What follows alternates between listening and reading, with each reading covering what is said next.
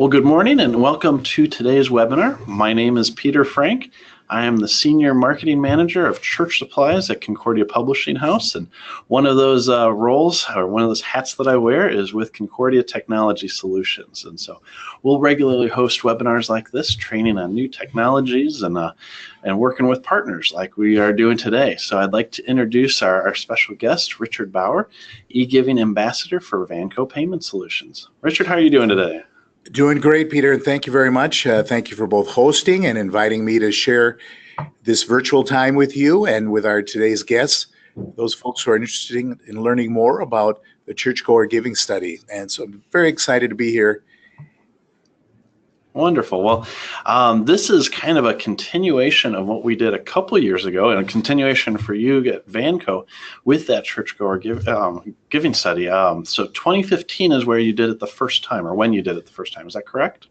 That's correct. It was 1,002 individuals who raised their hand and said, yeah, I'd like to participate. It was the largest churchgoer survey done at the time. And we have since followed that up with the one we're going to talk about today. But I'd like to encourage folks that once they're done with this webinar, they can visit the Concordia Technologies website, and in the resource section, you can find, I think it was November of 2016, the webinar that you did with my coworkers, Denise Collins and Melissa Berg, where Denise talked about the highlights from the 2015 survey. So if folks want to go and jump into the time traveling machine and look back and hear what we had to say then, the stories and data we're going to share today is linked back to that particular webinar. It was a good webinar too. Oh, thank you. Let me go ahead and I'll pull that up here. We'll make sure it doesn't start playing.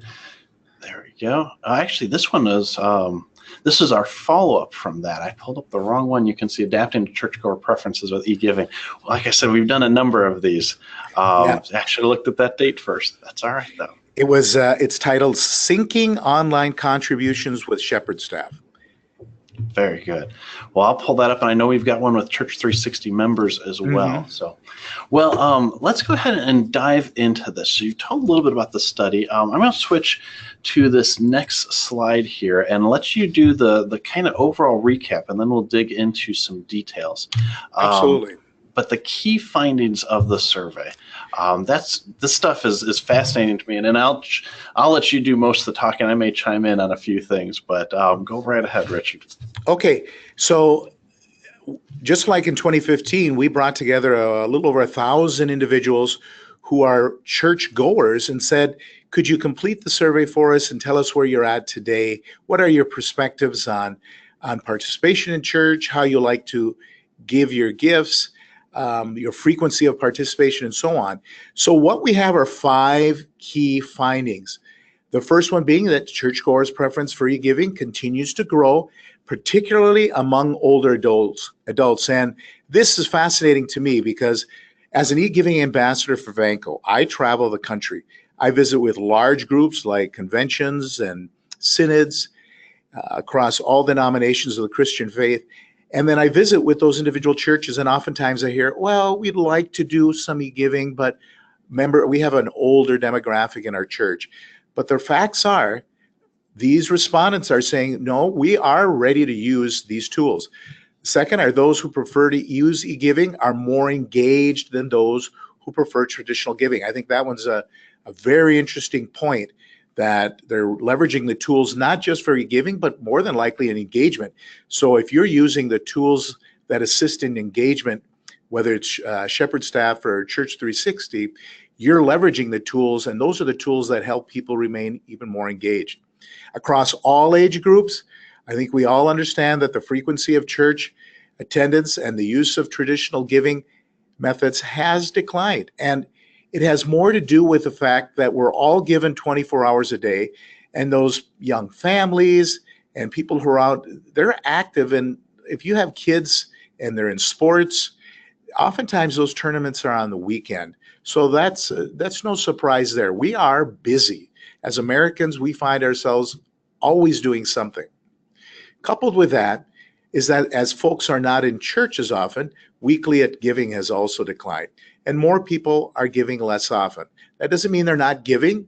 It's just that since they're not in church with the same level of frequency every Sunday, you're not seeing their gifts as often, and perhaps they're just giving one larger gift.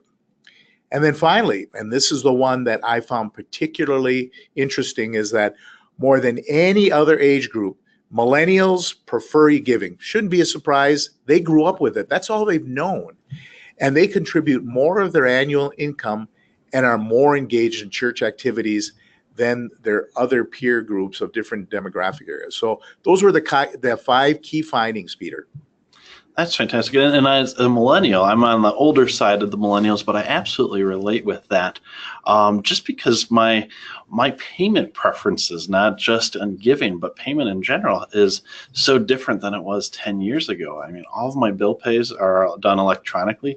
It is very rare that I carry cash on me, and I certainly never carry a checkbook. And before my church adopted e-giving, we were giving by check, and it would be less frequent than I'd like, just because of that remembering to write the check and bring it with. And with 2 young kids at home, that got less and less frequent that I would actually remember to do that. So having that convenience has been the key for me. And I'm sure that millennials are at that age where they're more likely to have young kids than any other generation. And so it just, all of those things kind of factor into that. Is that what you've seen as well? Absolutely, it is. I would, since I'm one of those later baby boomers, although I have a son who's graduating from college this May and another graduating from high school, I've watched them. And it's interesting to note that, well, even in your case, Peter, you grew up always knowing the internet. Yeah, absolutely. At 57, I grew up and emails, and you remember things like Hotmail. Well, I used to battle with a guy from Germany to see who would get the first Richard Bauer email address. And before Hotmail, I had a CompuServe account. So it was, okay, I'm really dating myself now. But I know what that is, though. That was when I first started using it. But that was the start of it. And look at how much has progressed. Your children and my children, they're writing their papers at school, and they're submitting it electronically. They might look at a typewriter and go, what's that? I absolutely understand. Yep. We have a typewriter in one area up in the building, and I always kind of snicker when I see that. Like, do we actually use that? Okay, well, let's dig into some of these specific things. All right, this first one here about churchgoers' preferences for e-giving. And that's the thing that strikes me most, the older adults. Talk to us about that and what you've seen in the survey and what maybe some of the conversations you've had as you've been working with churches. Well, I always like to share this story, Peter, and that is that my mother, who's 81 years old, is an active realtor here in Minneapolis. She despises technology, but knows that if she's going to talk to her grandchildren, she needs to learn how to use her smartphone for more than just answering calls. And so she has. She knows how to text. She knows how to send her grandsons and granddaughters notes via text. So out of necessity, she's needed to learn that. Yet she uses it for other reasons as well. It's no different for other older adults. They are learning to adapt to technology. Now, one of the things that I have been really invigorated about is hearing stories of how younger members in churches have been doing some reverse mentoring and sharing with their older members how to use this stuff to take the fear factor away. Because, when you're a little bit older, you don't really want to ask a younger person, well, how do I do this? Or how do I use that? They want to feel independent. Yet with that reverse mentoring and the younger members making themselves available really helps. But for that older group of folks, they are, as you can see there from the survey, 62% of ages 45 to 54.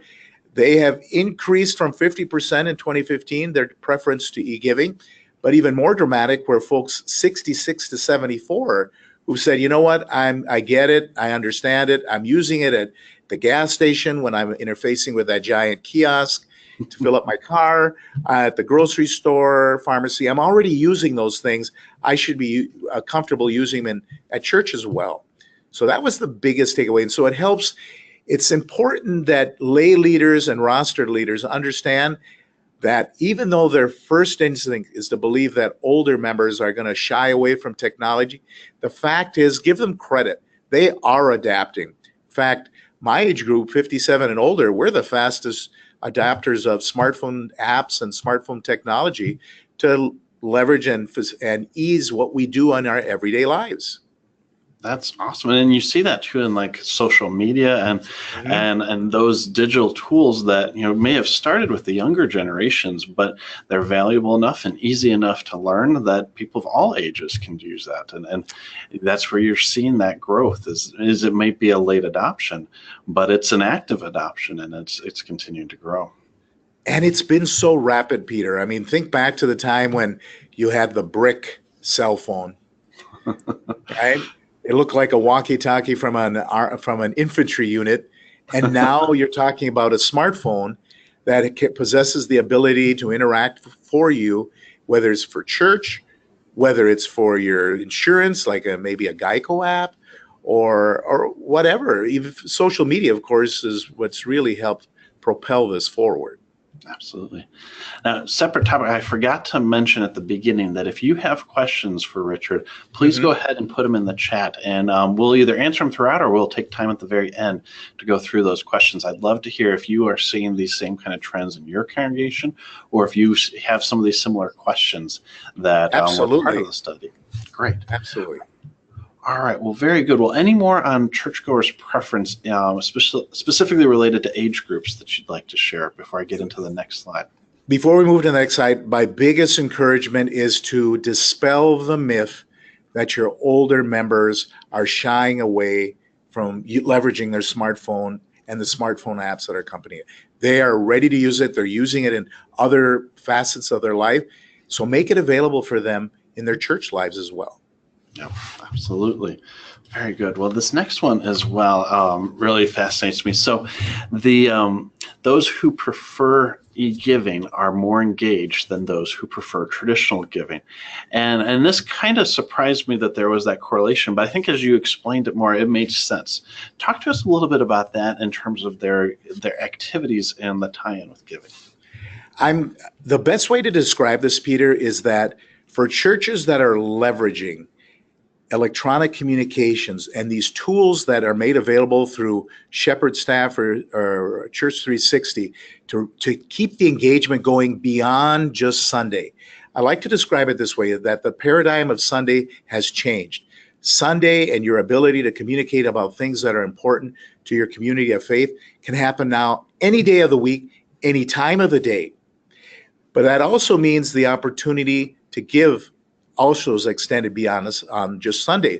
So for example, as I got my smartphone right here, and about an hour ago, I received an email from our little church, because I'm an elder in a little Presbyterian church here in Minneapolis.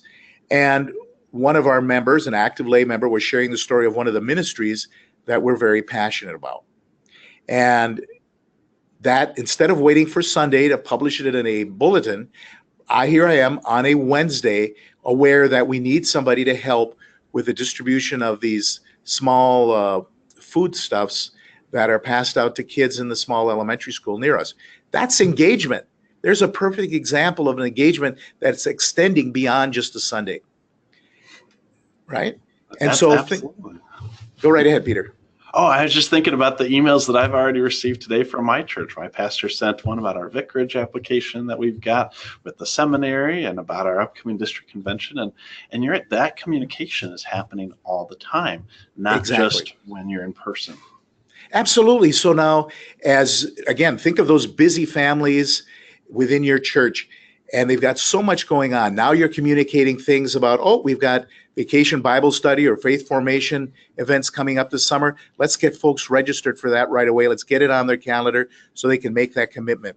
Upcoming retreats for young parents, young couples, seniors, those events, you're telling them now, catching them while they're engaged. The smartphone is never that far away. Well, I just showed you. Mine is about 2 feet away from me. How close is yours? See? Absolutely. Right there. And for the folks that are with us today, participating from across the country or maybe even beyond, that's the power of the engagement that extends beyond the paper bulletin that's passed out on a Sunday. So it makes perfect sense then that if the church is leveraging these kinds of tools to extend engagement beyond the Sunday that everyone's together, then it makes perfect sense that by increasing the awareness, I'm increasing engagement. And if these are the folks that as a subset of your faith community are participating more, well, that's why, because they're paying attention to the messages you're sending out. They're using the tools that you're making available, especially the tools that folks find if they're leveraging a Shepherd staff or a Church 360 church management software. And I appreciate you bringing that up, because that functionality of the church management software makes this so much easier on the church's end too. They're using these tools for communication, and it's already tracking their giving that comes in the plate. But to be able to tie in that e-giving, it just kind of brings it full circle from there. Absolutely. And then the stories about how those ministries that you care about and that your faith community is passionate about, you are able to hear the impact, and that impact statement is going to lift up your desire to participate again. And that's really where the power of giving is found, is not just in that first one, but in the subsequent gifts that you give. Yep, that's fantastic. So that's what's tied to this whole notion that those who prefer e-giving are more engaged. Good. And that preference thing, you mentioned some before that reminded me of when I first signed up for e-giving at our church. It was not on a Sunday morning. It was on a late Saturday night. I think it was around 11 o'clock p.m. because that was the time that I got to thinking about it, and I could just give right then. And not only just give, but set up that reoccurring giving. So that convenience, I'm a rather engaged member at our congregation as well. And as I look at those who are giving electronically, it is those who are attending every week, but they're that much eager to participate and have that continually giving happening. Okay. So folks should keep this particular point in mind when we get a little bit deeper reviewing the 5 key findings, because you'll see the potential linkage between this one and how do you address the issues of declining participation and attendance. Great point. Very good. Well, let's move on to the next one. And this one I think would probably be surprising as well. And that's what we're talking about here. Insights that might be a little bit surprising. But talk to us a little bit about this percentage of salaries and giving. Well, it's another big surprise from the survey that folks who set, and my personal suspicion is that when individuals set up a reoccurring gift for X number of dollars for the entire year, they're going to increase the likelihood of maintaining that gift throughout the course of the year, versus those traditional givers who might write a check for X amount one week and then miss a couple weeks and then give another one. And so there's a lot more volatility in what that gift might be like, regardless of what somebody may have committed to at the beginning of the year or during their stewardship Sunday when they were making their commitment as far as what they were going to be offering for the following year. When an individual sets up a reoccurring gift, regardless of what platform, whether they do it online, through a mobile giving app, and in the case of our text giving, through our text giving, a kiosk, they set the value. And then for churches who understand the power of being able to give their givers choices, they can add the additional funds. Maybe there's a remodeling fund. Maybe there's a fund to replace the 150-year-old organ or piano that just doesn't sound the same anymore. Well, that's how you leverage these tools. It's thinking outside of the box, that it's only about just traditional giving, but the events and the ministries that the church is passionate about.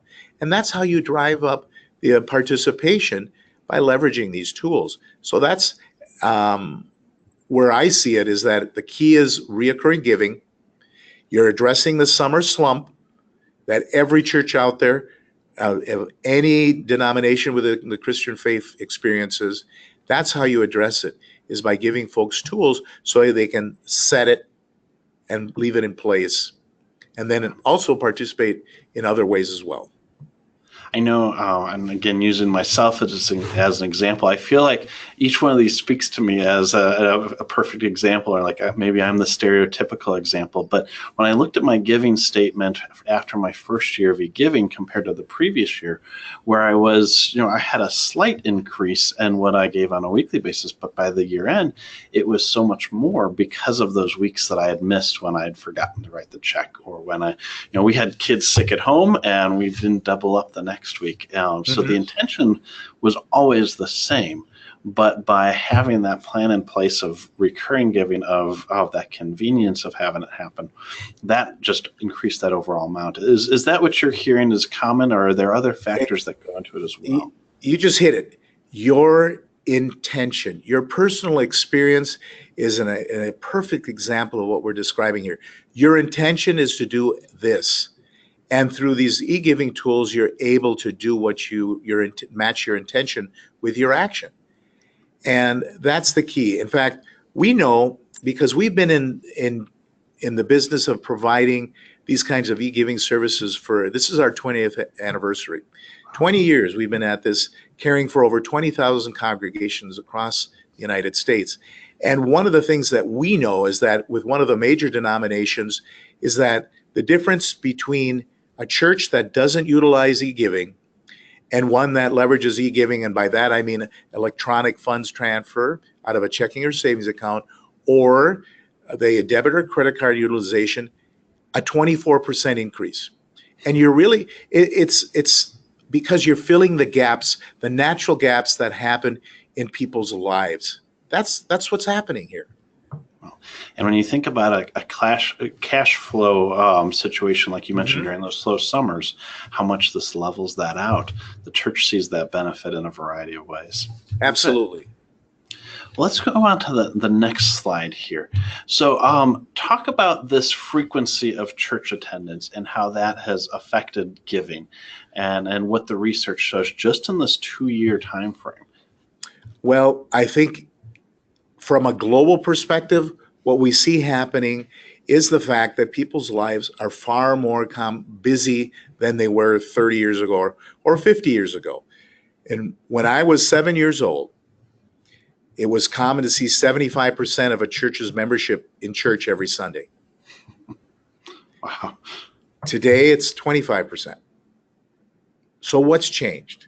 Well, it's 50 years ago, usually it was one parent who worked in the household.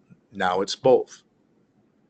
Second is the level of activity. When I was growing up, we had baseball, we had football, we had basketball, and because I live in Minnesota, there was hockey. Today, add to that you have young women participating in and excelling at each and every one of those sports, plus there's lacrosse, plus there's soccer, and everything else so families are busy, individual, and so those grandparents, they're also participating and watching their kids at these tournaments that oftentimes are scheduled on a weekend.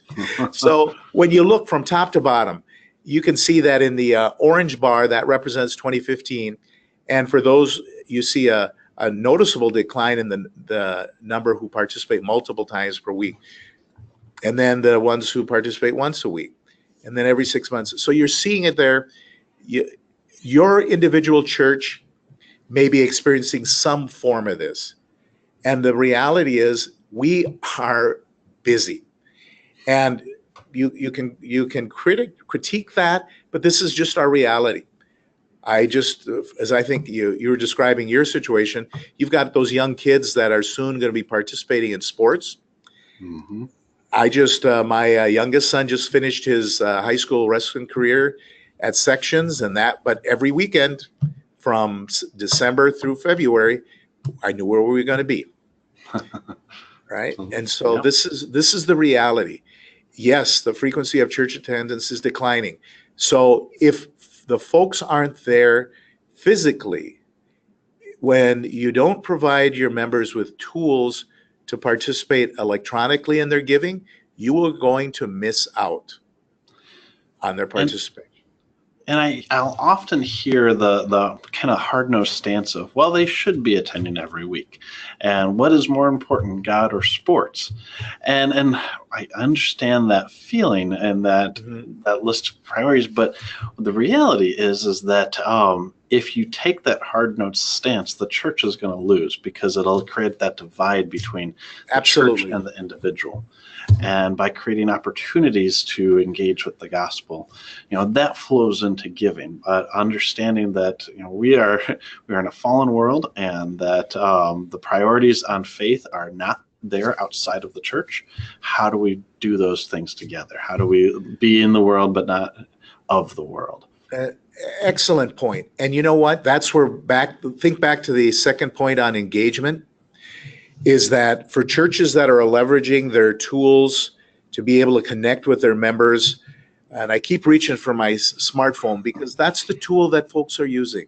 And so I can extend that conversation of a sermon, because I love the stories I hear, because as I shared earlier, I travel the nation and I hear stories from pastors who are leveraging these tools and building the weekly scripture study, and they push it out there either through an email, or perhaps they're leveraging one of the resources from Shepherd staff or Church 360 and saying, here, let's remain engaged in our Bible study.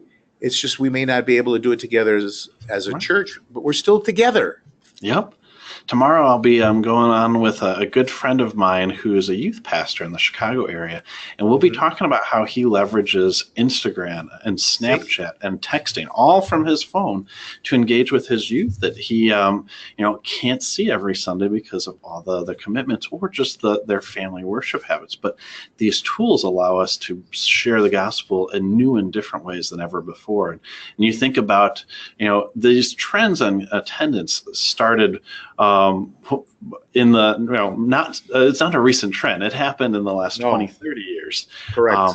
Now the tools are available to at least address that in some other ways. So this chart here, really fascinates me with that change in even 2 years. Curious as if you looked at 5 and 10 and 15, what that would show. So what a wonderful thing. So you have this upcoming event where someone's going to be sharing that story. It links perfectly with the whole engagement. Exactly. Bullet point number 2, and then this one here. So how do you address that?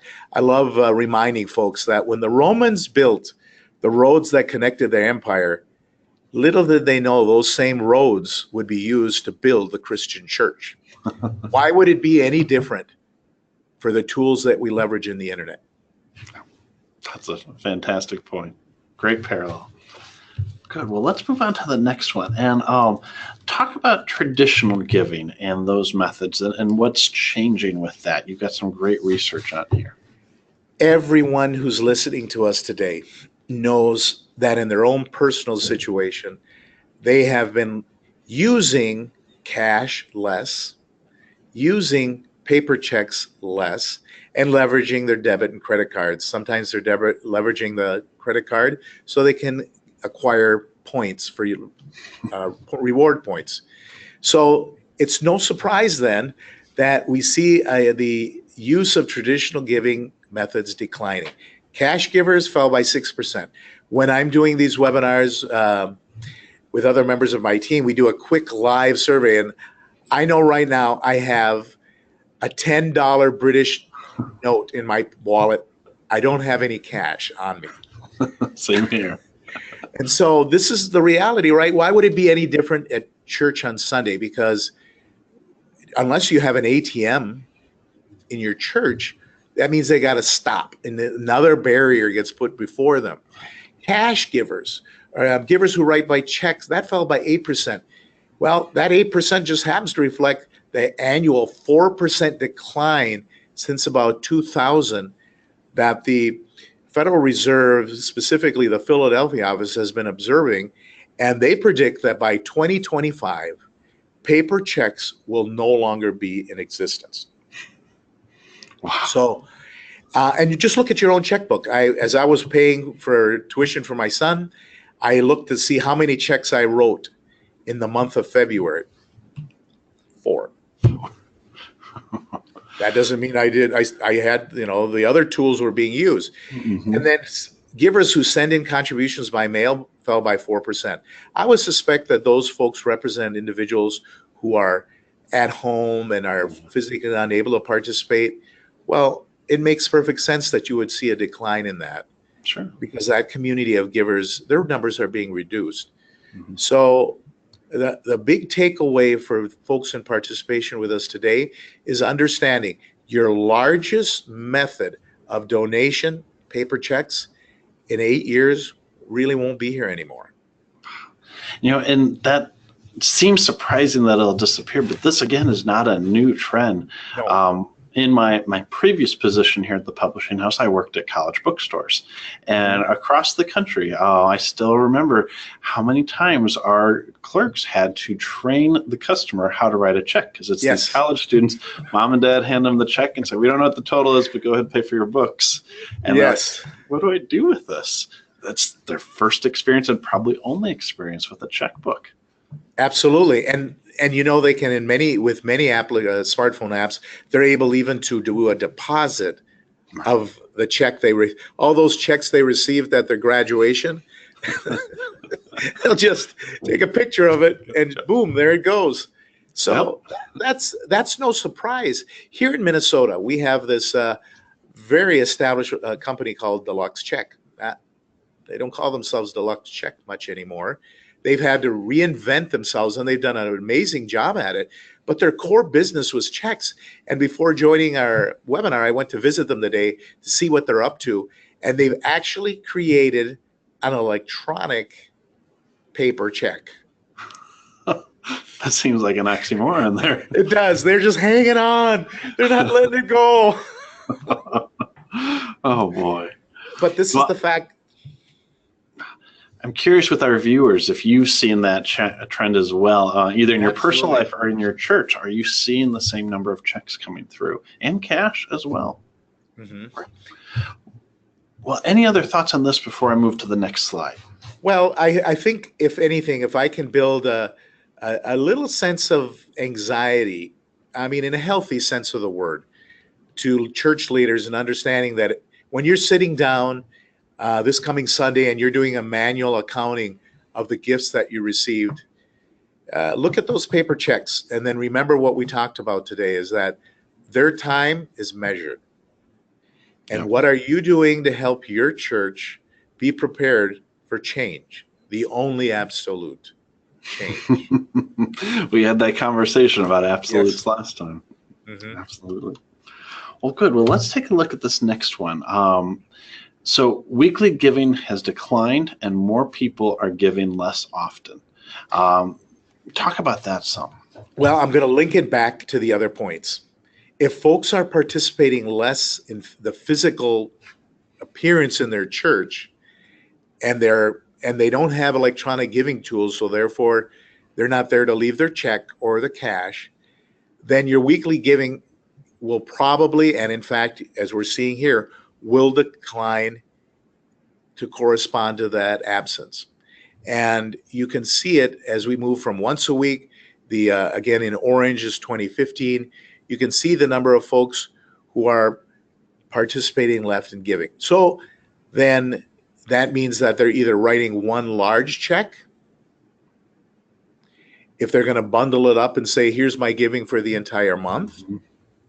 Some individuals might even be using the bill pay feature of their bank, but I would caution folks for relying too much on that, because tell me what bank likes to do things for free. It's not a knock on a bank, but they're in the business to be profitable. And when generating a check no longer makes sense for the bank, that will go away there as well. So if folks are not in your pews, your giving will correspondingly decline. And if they're in the church less often over the course of a month, your giving will decline as well. So this one really came no surprise to us, especially for those churches who have not adopted some form of e-giving yet to help bridge that gap of folks not being in church. When you look at that trend, and I wonder 2 years from now if once a week is going to be at the same or less than once a month. it's continuing to drop from 49 to 34% Correct. in just 2 years. That's a huge jump. It's a big jump. It's an absolute big jump. And for both roster leaders as well as lay leaders, and I think of both like yourself and myself, that we have an obligation to talk within our congregation to say, here's what's happening. So how do we keep people engaged? Well, you and I both know, and for those participants out there who leverage Shepherd Staff's and Church 360's modules, whether it's the membership module in Shepherd Staff or the members module in Church 360, how are they remaining engaged? How are you talking to your folks when you know that the Sunday paradigm has changed? Right. How do you remain engaged? And so that's where you've got to learn how to use these tools. And instead of being frustrated and maybe even concerned about this, be challenged by the opportunity that you're going to need to meet people where they're at. And right now, where they're at might be at home, just like you were when you were setting up your annual giving. Yep. Or they might be at work at lunch. Yeah, absolutely. We've Meet got a them where few they questions. Go ahead. Yeah, we've got a few questions here. I just wanted to say we'll take these at the very end because I think they're going to lead into a longer discussion, which will be good. And so if you do have questions, please go ahead and put them in the chat. But let's move on to this next one here and talk a little bit more about millennials. And is there truly a surprise here that first line millennials express a strong preference for e-giving? I know this is one thing that did not surprise me, as we've already talked a little bit, but share more about this information here. I love this data point because, number one, it takes the millennials and gives them the due respect they deserve. Number one, they've been paying attention to their parents. They've been watching what their parents and grandparents do, who are the two principal influencers in their participation in church. Now, how they participate, maybe that is changing, and that's what we're witnessing, both in the data and what you're seeing in your churches. But you know what? Because they leverage these electronic giving tools, and because they understand they can do the math and say, we want our family to participate at this level. So they contribute more because they're leveraging the electronic giving tools. They're setting up a reoccurring gift for X number of dollars every week or every month, however it is that makes sense for their family economy. And they're more engaged with church. Why? Because they're paying attention to those electronic communications, whether it's through social media or maybe it's through emails, because that's what they know. That's been their whole growing up life. In fact, if you look at those folks 30 years or younger, all they've ever known is the internet. Isn't it? Absolutely. Oh, absolutely. And then it seems like the internet is so new for those who were there at the beginning of that. But when you look at when it became mainstream in the late 90s, that's 20 years ago. Absolutely. I love telling this story as an example. My wife is an English teacher in a large urban high school here in Minnesota. And she's an English teacher, so you know what English teachers see? They see many papers. And at the midterm and at the end of the quarter, it would be a stack of papers, and she would have them all around her as she's trying to grade them. Today, she receives those papers electronically. She grades them and comments on them, both with a digital script as well as a vocal track to provide direct commentary. Wow. That is what this generation understands that experience to be about. So why would they expect anything different in their church life? If you're not sure, ask your kids. Ask your kids what they're doing, or now your adult children. Ask them, what are they doing in school? What is that like? And then ask yourself, are we providing the same or a comparable experience in their church life? And if you are, don't be surprised if you're seeing these kinds of results. And if you're not, you're missing out on an opportunity. The other thing I think this points to, and I know that this is a little bit different research, but what I've at least seen and heard is that millennials are far more willing to give to a specific cause. And if they Absolutely. are more engaged in these areas outside of worship, typically Sunday mornings is when you give to the general fund, but outside is when you have these specific causes. These kind of align with, these numbers align with those trends as well. Wouldn't you say so? Oh, absolutely. Because you know what those kids are going to do? They're going to see something that tweaks their interest, that they're passionate about personally. They're going to go on and do a little investigating and see, tell me more about it. They don't have to wait for the next time to talk about it. They'll investigate it themselves. And here's one thing that it was an event I was at. It was in 2017 in which a millennial basically said this: if my church isn't providing me with the opportunity to make a difference in the world, I'll do it myself. I know how. And you know what? They do. Yeah. They know how to build a story on a social media platform. They know they can leverage a GoFundMe page. They know that, and it doesn't have to be forever. They can do it for a couple of months, maybe a year, and boom, they're making a difference. That sense of purpose is so strong in millennials. Absolutely. And you, like you said, there's the platform for their voice. So yeah, wonderful. All right. Well, I want to get into these questions. Before we Let's do it. that, though, let's talk about how you can get a copy of the report today. So I'm going to switch screens here on the concordiatechnology.org blog. We've got our blog post that gives a good summary of this, and you put this together. I really appreciate that, Richard, for You're welcome. giving the cliff notes of this. At the end of this, you can go and download the report. It's completely free. You just fill out the short form here, which is pretty basic, and then you can get this full report. And let me pull that up as well. Oops, here, I did pull up those videos. We'll talk about that in a second, but it's a very extensive collection of the research. And I think especially, I know in my congregation, often those who are making those decisions about giving are used to what they're already doing, and it takes some convincing to show, well, this is actually where the trends are going. This document is fantastic to share all that, and it really goes into more detail than what we could cover today too. And it's something you can share with the other members of your stewardship team and the leadership of the church, and have them comment, see if they're seeing it themselves. It's meant to be a way to catalyze a conversation. Absolutely. And that's one thing that I often talk about. We talk about it with social media. We talk about it within attendance trends. Compare this with what's going on in your congregation. That's what our tools like Shepherd Staff and Church 360 provide, is visibility into these trends in your congregation. Match that up. And it may be that you are right in line with this. It may be that your church is already ahead of some of these, and you're seeing these declines faster.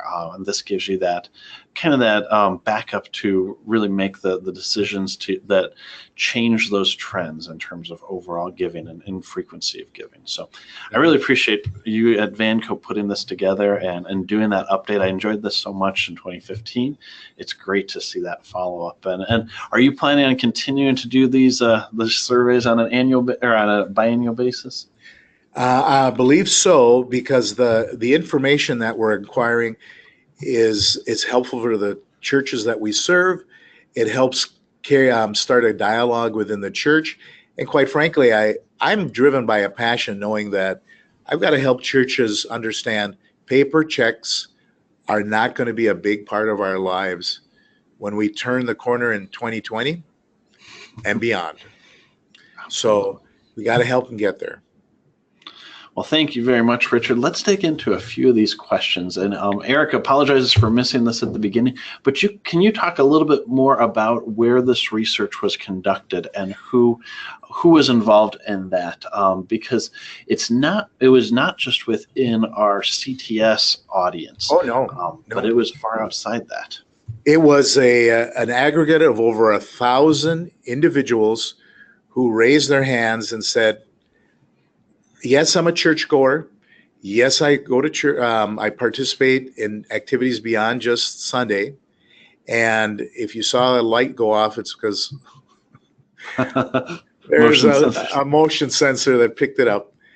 And so there's the 1,000 individuals are beyond. There could be a couple that are members of the Concordia family of users, as well as some of them could be Vanco clients. We have 20,000 churches that we serve, but that surely doesn't represent the over 300,000+ churches that are in existence here in the United States. So that community, that data sample is from all over the United States, all denominations, representative demographics that are similar to the representation of each age group in the general population. So I hope that helps a little bit. And in fact, when you download the survey, you'll get a little bit more detail about that, because we do talk about the methodology behind the survey. Very good. And the question just came in, where's the website again? And let me go ahead and add this onto the slide as well. I should have done that at the beginning. Here we go. Or concordiatechnology.org. It's taken a little bit to get on there. Good. So concordiatechnology.org. And then if you want to really jump in there, you can go /blog. So that's one of our recent posts. So Kathy has this question, and I know this is kind of a softball for you. What is there to use besides PayPal? Our church has just started using PayPal, but there's a fee also with them.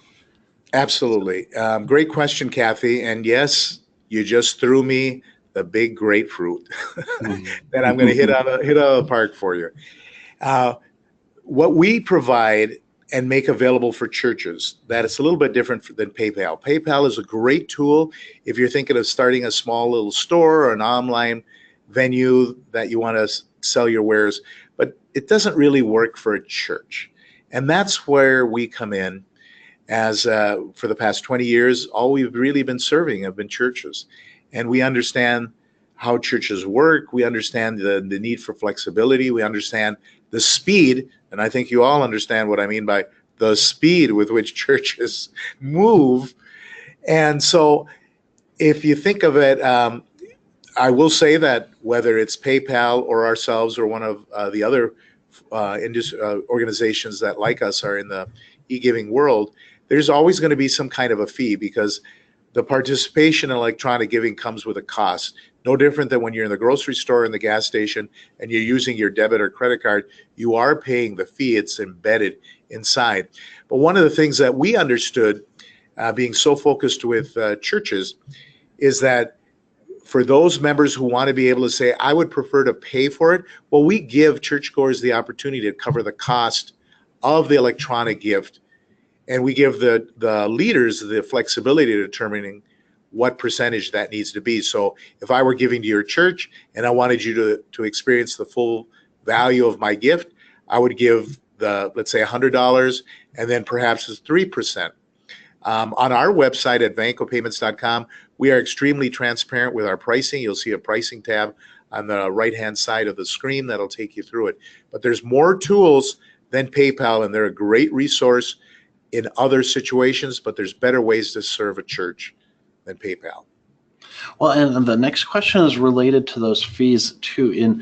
Eric's asking, is there data available on whether people give more when the church pays the fees? Or in other words, do the fees associated with e-giving affect whether or not people give electronically? What have you seen there at Vanco? A great question. In fact, I'm writing that one down because that's another way to roll the data around and look at it. I can tell you this, for my denominations that leverage what's described as the offset fee, 50% of their members who give electronically take advantage of that functionality, because that helps them clear the barrier they personally may have had with participating in e-giving. Now, the one thing that I always like to remind folks is that I suspect that nearly every church that's participating in our event this morning offers a Wi-Fi access to the church. So when you come and sit down at church, you probably have access to the church's Wi-Fi. But I don't think anybody's asking you to pay for that.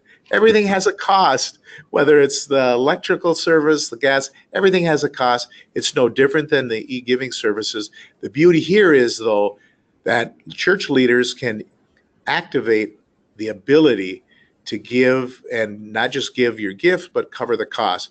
So I've written down that last question to see if in our next survey we can enhance and expand on that to see if the offset fee helps drive additional giving. I suspect it does, but I prefer to see the data.